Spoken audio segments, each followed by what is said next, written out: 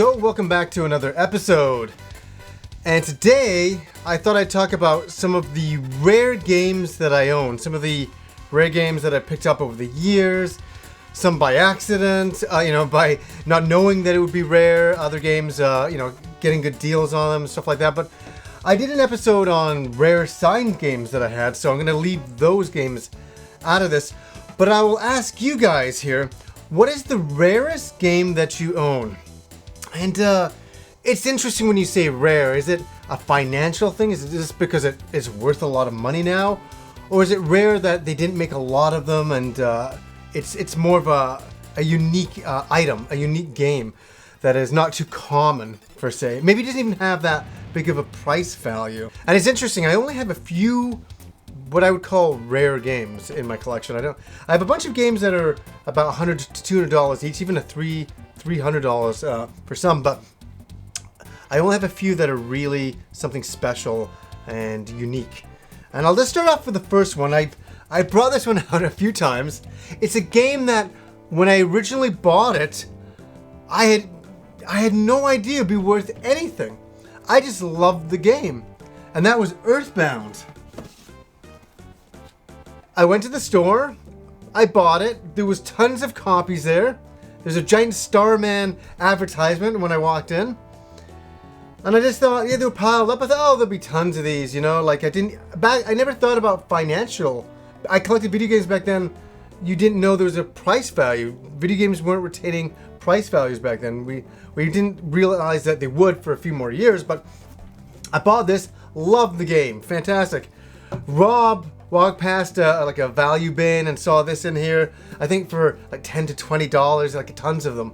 They were all over the place back then. And people were just like, I don't want that stupid RPG. I don't like RPGs, and that's a stupid big box. That's what people were saying. Where who would have thought that this would be worth $800 to $1,000 now? That just blows my mind every time I look at this. And this is kind of a bit of a worn copy, really. It's something I just played. I didn't think, I had to look after it too much. I wish I looked after it a little bit better, but it's got its manual and all that stuff there. So of all the things I own, I'm really happy to have a copy of Earthbound. I think so many people really aspire to have a copy of Earthbound because it's such a damn rare item now. Who the fuck knew it would be so rare? That's the strange thing about it. This is one that I found. A friend of mine was getting rid of a lot of video games a while ago, and he was selling me a lot of his old, box games, and they were on all sorts of different conditions. But he had this, a boxed, mint, still in shrink wrap, with the hook on here for to put on the store shelves, Metroid, the original. I couldn't believe that it was in such wonderful condition. I mean, there's not a mark on it, not a mark. It's like it came out in 1987. It's really bizarre. And this is one I have no idea financially how much this is worth. He gave me a good deal on it because I was buying a bunch of games, and he's just trying to get rid of a lot of stuff. And we both couldn't really figure out the value. So I don't know what this is worth. As I say, it's like factory sealed mint. It's brand new from 1987. This is one that I really like to have. It's so neat to have a Nintendo game that's this mint from back then.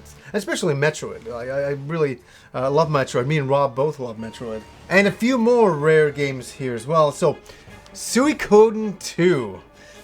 I remember when this came out back in the day, it was about a $60 game. And then a few years ago it went to $100, and now it's like in the $200 range. And why is it so expensive? Why is it kind of jumped up a little bit more? Because it's a fucking awesome RPG on the PlayStation. I highly, highly recommend it. It's kind of frustrating to highly recommend a game that is kind of rare and expensive nowadays. But hey, if you want to pick up the ROM of it or somewhere online, give it a shot. One of the better RPGs on the PlayStation. Action RPG, Super Nintendo, Soul Blazer. And this is a childhood memory for me. I remember my parents coming back from Reno, and they brought me Soul Blazer on the Super Nintendo. And this one is still shrink wrap. And still in the shrink wrap. I still mint perfect everything, the manual, all that kind of stuff. And I'm guessing, this is off the top of my head, $200 to $350 because of the rarity of Soul Blazer.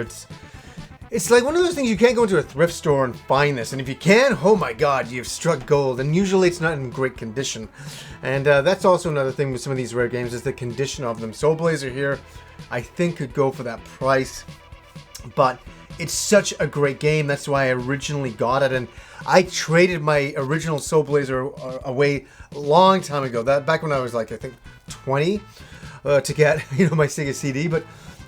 Soul Blazer here, I was able to pick this up a little bit ago for a very reasonable price, not the $200 plus range that it is now.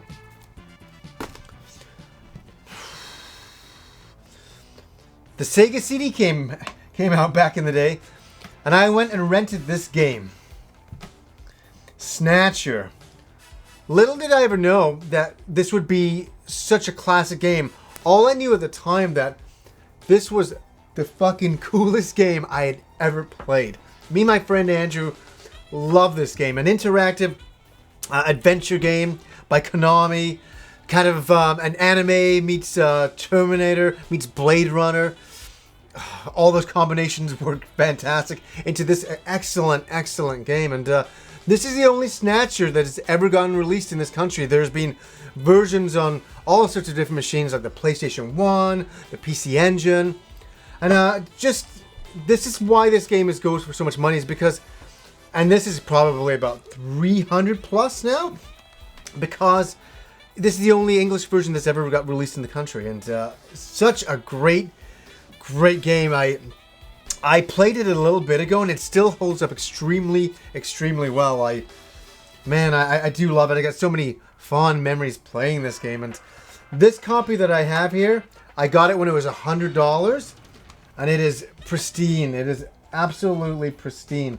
It's the copy that I never had as a kid because I only rented it. So it was really nice years later to get a copy. And I've noticed in the last 4 or 5 years, prices have just gone up and all of this stuff. It's crazy. So now we get to my kicker. This one is one that I just, it's so cool. It's so fucking awesome. I just so happy to have this particular item because I'm a huge PC Engine collector, but it's a very expensive hobby, especially all the games have become rare now. So a lot of the games for the PC Engine are costing 300 plus for some of them, and I can't afford that. I get all the games that are like 20 bucks, each. I can do that, but anything else is a little bit crazy. But I do have the one-off, it's quite there. I think it's nearly number one. I think it's a baseball game or something like that that's more rare, but this is my super rare game. Darius Alpha. This is it. And it's got to keep it in the protective wrapping here. Now, what is the story with this game? This game has a very interesting history. So the story with this game and what makes it so rare is that this is Darius Alpha, but there was another shooter, Darius Plus, and there was a hue card for that, the card, and the CD-ROM for it. And in each one of those manuals, you could clip out a coupon. There was a coupon in each manual, and so you'd have to buy the game twice in both forms.